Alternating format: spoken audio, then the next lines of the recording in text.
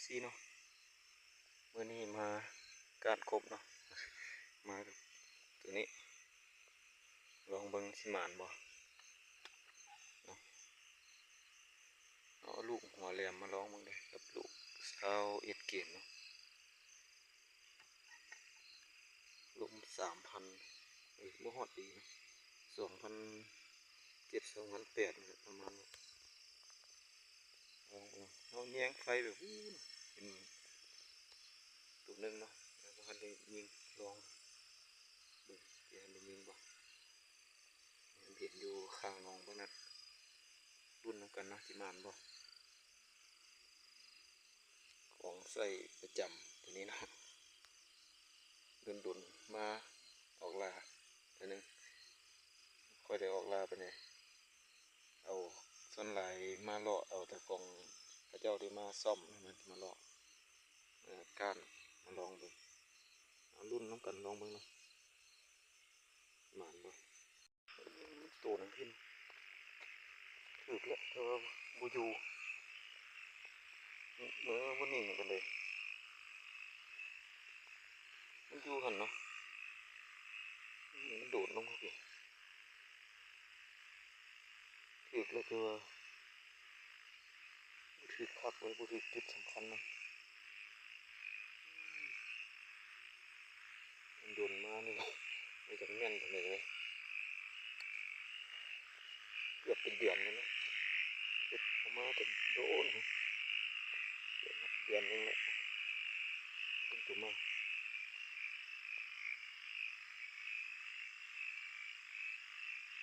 นั่นตัวบูไม่เห็นตัวบึ้งหนองนั่นก็นะ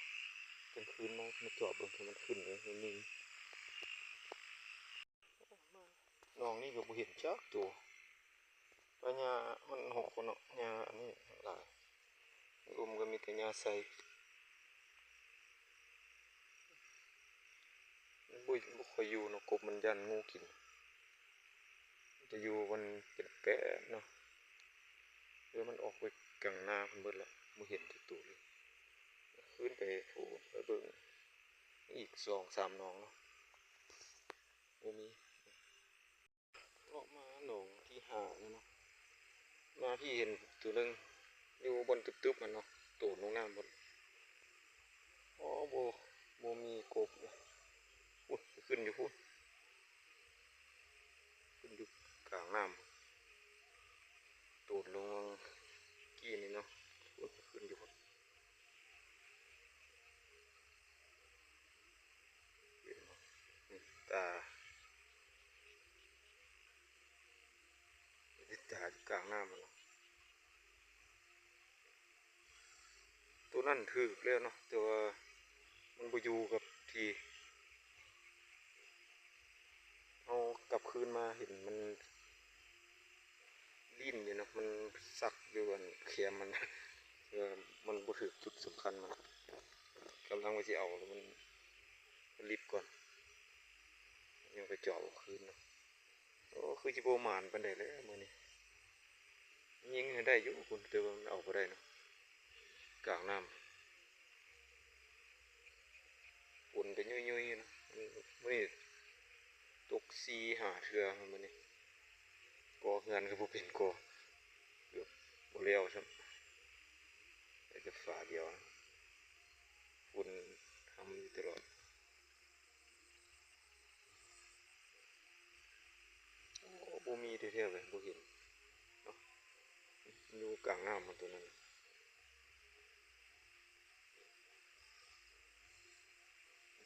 ตายอยู่นะ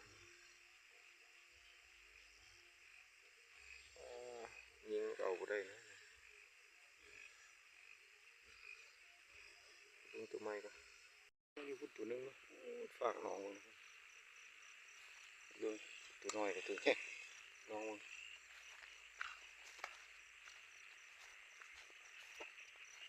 ดูแล้วนะโมเห็นเมียนอีกตัวหนึ่งบ่ตาน้อยเถอะกบน้อยล่าเถอะจือบอลบ่เนาะมันบ่มีเลยนะช่วงนี้มันไปเสร็จเด็ดว่ะ ดับเบิดเลยว่ะนี่เนาะ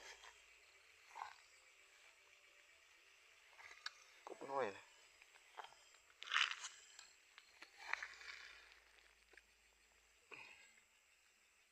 ได้เต็มเดียว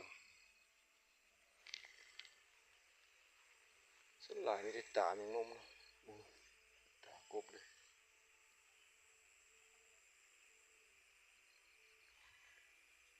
ตัวเดียวสองตัวสามตัวนึงเนาะตัวที่สามตัวนี้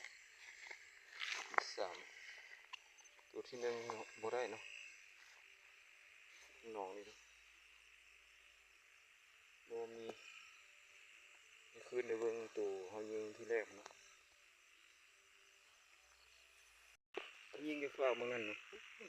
ถึกแล้วอยู่กิ้งลงน้ำเนาะตัวที่ว่าเขายิงที่แรกอยู่นี่บ่เห็นขึ้น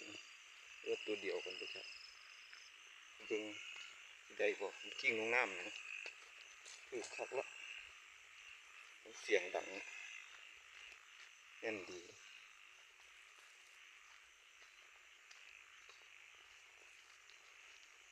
มันจะเห็นบ่กิ้งลงนี่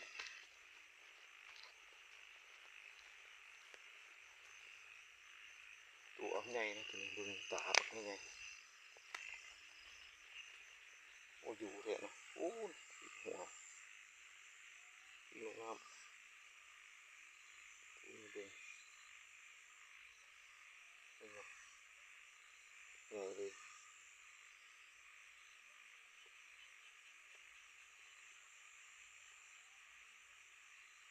เอาวิธีลงไปเอากันเงียนเครื่องไว้ถึงที่นั่นเรือตูกเก่าที่เขายิงมาที่แรกบ่นี่นะเขายิงมาที่แรกถึงมาที่สองเขาตาเลยตัวเก่าเนาะเขาตาออกท้อง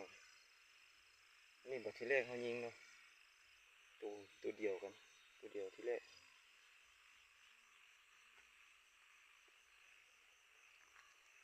อีกตัวนึงยังเห็นอยู่หูหนอนแล้วมันอยู่กลางหนองมันจะขึ้นบ่มันขึ้นก็โอเคเรืออยู่แถวนี้มันบ่มีแล้วมีกบตัวเดียวนี่สองตัวแล้วนะลองเบิ่งคืนไปอีกนะคันบ่นั่นแล้วก็สิกลับแหละนี่ก็9 โมงยังบ่มีกบแล้วมันอยากเบิดแล้วหรือว่ามันลงกังหาบ่เลยนี่ได้บ่ฮู้โอเคขึ้นมันก็มาโอ้หรือเบื้องนั้นแม่นตากบหรือตาหยังมันสู้ตาเดียวนั่นเนาะ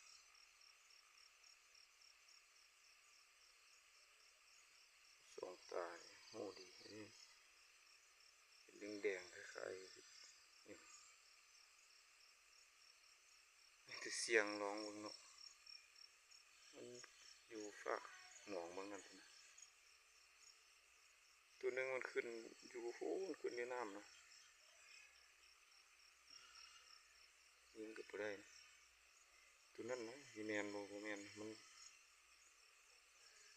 เสียงตามันเห็นเสียงเดียวลองเสียงเบิ่งเนาะถือแล้วเนาะเสียงดับไปแล้วสงสัยคันแมนก็จะมันขี้คันคากเนาะเพราะมันสู่เสียงตาเสียงเดียวออกแดงๆมันสีใสๆสีนั่นแหละมันกบร้อยแล้วเนาะสงสัยแต่มันขี้คันคากเบิ่งเนาะรุ่นมึงโอ้ยโมเมนอันนี้มันเหลื่อมอันนี้อุ่นปลากระป๋องโอ้ยโอ้ครึ่งแท้ครึ่งว่าต้องเสียงไฟโอ้ยดูมันคันคากเนาะโอ้ยตายแล้วคือขนาดเลย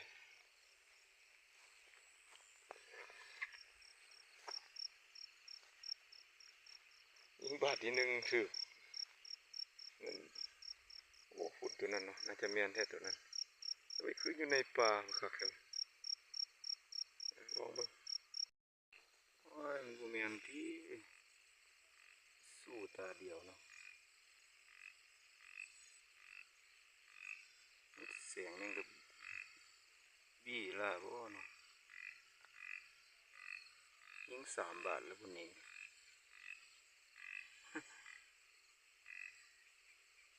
มันบ่แม่นกบที่มันอยู่ป่าพุ่นน่ะยิงเสียลูกปืนล่ะลองยิงอีกบ่ยิง3 บาทแล้วพุ่นนี่อันนี้มันเสียงแมงกะบี้หลายกว่า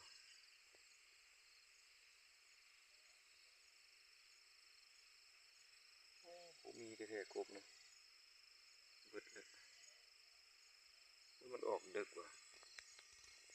9 โมงปลายแล้วนี่อีก9 โมงปลายแล้วเลขก็บ่ถูกชื่อ53มันออก43ออกเลขหาร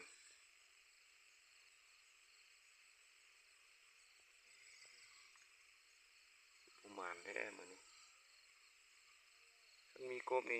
11 12 โมง1 โมงก็อยู่ได้เนาะอันนี้บ่มีนะอยู่ก็เสียเมื่อยแล้วล่ะบ่เห็นแล้วก็สิกลับแล้วนะลองยิงเบิ่งอีกกันมันตายอย่างแท้มันแมงกะบี้ล่ะบ่บ่ซุ่มอ๋อกบน้อยเนาะตัวนี้มันแมงกะบี้ถึกแล้วลองเบิ่งต้องเสียงถึกเป็นข่าวแมปบัดนี้จื้อบอลได้บ่เนาะบัดนี้นี่ปลานี่ขานี่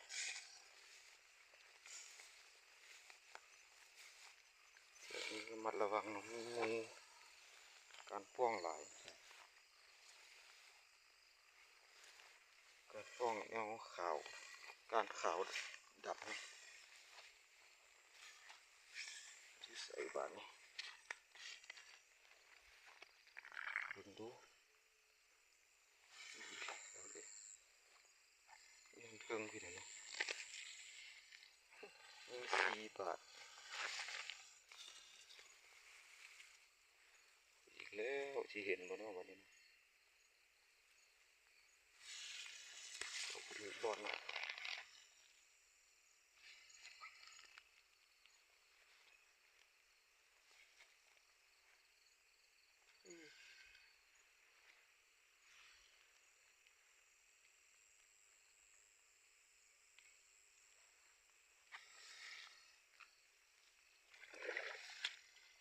โอ้พี่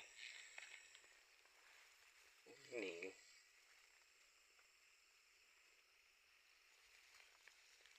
กบน้อยนะ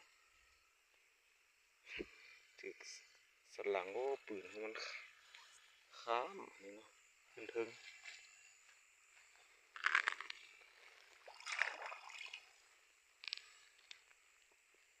3 ตัวมันมาขึ้นถึงหลายเถอะไม่ได้ตั้งกล้องนำมาเลยนะปะโดนเลยยิงลูกหัวแหลมก็ยังมันขึ้นถึงเบิดเนาะไม่ได้ตั้งมันมาเลยนะยิงลูก21เกียรเป็นไรตั้งตัวนั้น3 แต้มเนาะว่าฝนมาแล้วจะได้เมื่อแล้วบ้านี้ยุ่ยๆมาแล้วเริ่มลิ้นตลอดเลย